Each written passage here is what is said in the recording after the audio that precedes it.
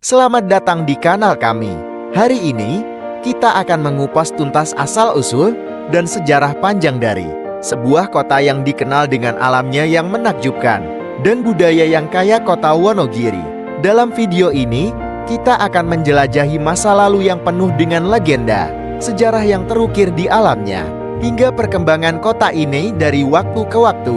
Wonogiri terletak di ujung selatan Provinsi Jawa Tengah, berbatasan langsung dengan Kabupaten Gunung Kidul di daerah istimewa Yogyakarta. Nama Wonogiri berasal dari dua kata dalam bahasa Jawa kuno, Wono yang berarti hutan, dan Giri yang berarti gunung. Nama ini dengan jelas menggambarkan kondisi geografis wilayah ini pada masa lalu, yang dipenuhi oleh hutan-hutan lebat dan pegunungan tinggi.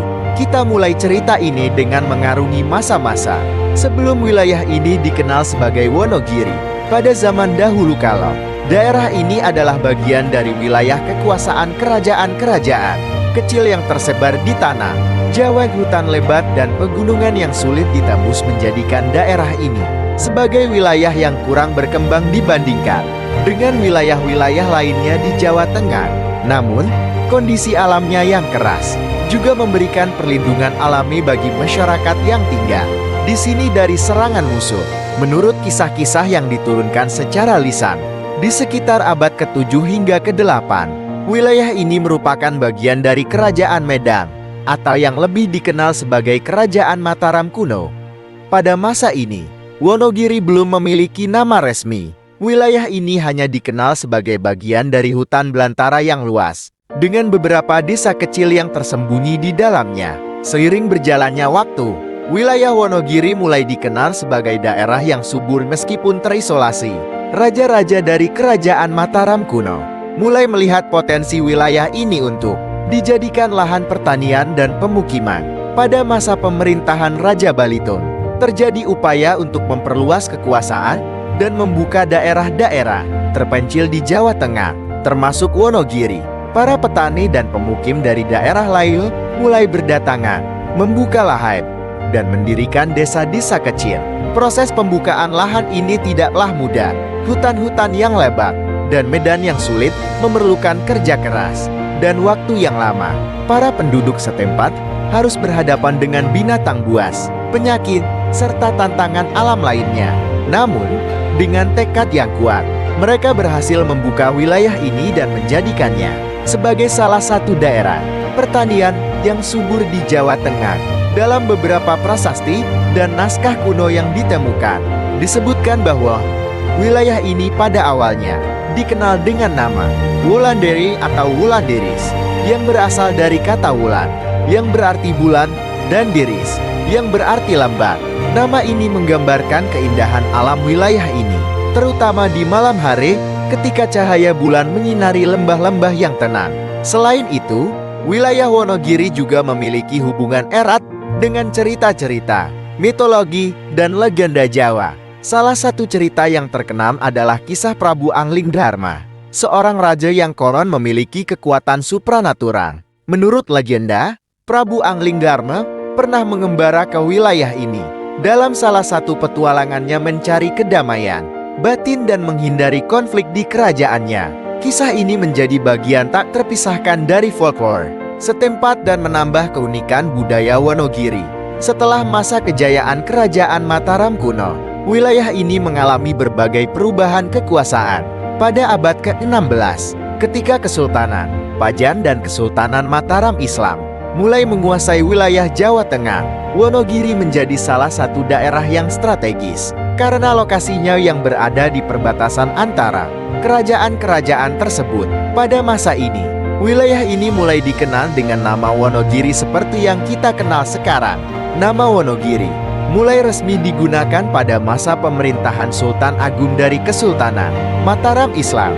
Sultan Agung yang terkenal dengan ekspedisinya melawan VOC Belanda melihat potensi besar dari wilayah ini sebagai bagian dari pertahanan dan perluasan kekuasaannya.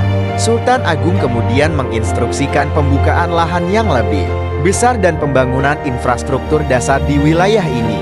Inilah awal mula Wonogiri mulai berkembang sebagai daerah pemukiman yang lebih terorganisir Dalam perkembangannya, Wonogiri tidak hanya menjadi daerah pertanian, tetapi juga pusat perdagangan lokal yang menghubungkan daerah pedalaman dengan pesisir selatan Jawa. Para pedagang dari daerah lain mulai berdatangan, membawa barang-barang dagangan seperti hasil bumi, kerajinan tangan, dan kain tenun. Wonogiri pun mulai dikenal sebagai daerah yang makmur dan berkembang pesat.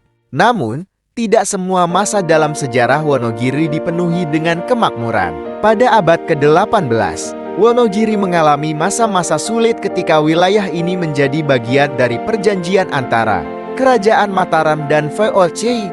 Perjanjian Giyanti pada tahun 1755 yang membagi wilayah Mataram menjadi dua, Kesultanan Yogyakarta dan Kesunanan Surakarta, membuat Wonogiri berada di bawah kekuasaan Surakarta.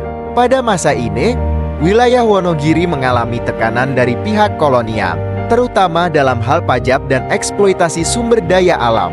Meski demikian, masyarakat Wonogiri tetap bertahan dengan segala keterbatasan. Mereka menjaga tradisi dan budaya lokal, serta terus berjuang mempertahankan identitas mereka di tengah-tengah tekanan kolonial. Seiring berjalannya waktu, semangat kebangsaan mulai tumbuh di Wonogiri, terutama saat pergerakan nasional mulai menguat pada awal abad ke-20. Setelah Indonesia merdeka pada tahun 1945, Wonogiri terus berkembang menjadi daerah yang semakin maju. Salah satu proyek besar yang berdampak signifikan terhadap perkembangan Wonogiri adalah pembangunan Waduk Gajah Mungkur pada tahun 1970-an. Waduk ini tidak hanya berfungsi sebagai pengendali banjir, tetapi juga sebagai sumber irigasi bagi lahan pertanian yang luas, serta sebagai sumber air bagi masyarakat setempat. Keberadaan Waduk Gajah Mungkur juga membawa dampak ekonomi yang besar bagi Wonogiri. Waduk ini menarik banyak wisatawan, baik dari dalam negeri maupun luar negeri, yang datang untuk menikmati keindahan alam dan berbagai aktivitas rekreasi. Air yang ditawarkan, dengan meningkatnya jumlah wisatawan, industri pariwisata dan ekonomi lokal pun berkembang pesat. Saat ini, Wonogiri dikenal sebagai daerah yang memadukan keindahan alam dengan kekayaan budaya yang masih terjaga. Meskipun telah mengalami berbagai perubahan dan tantangan sepanjang sejarahnya, Wonogiri tetap mempertahankan identitasnya sebagai kota yang ramah, dengan masyarakat yang menjunjung tinggi nilai-nilai tradisional dan budaya leluhur. Demikianlah perjalanan panjang asal-usul kota Wonogiri, dari sebuah hutan belantara hingga menjadi kota yang kita kenal hari ini. Sebuah kota yang menyimpan banyak cerita, sejarah, dan legenda yang terus hidup dalam keseharian masyarakatnya. Terima kasih telah menyaksikan video ini. Jangan lupa untuk like, subscribe, dan share jika Anda menikmati konten ini. Sampai jumpa di video-video kami berikutnya.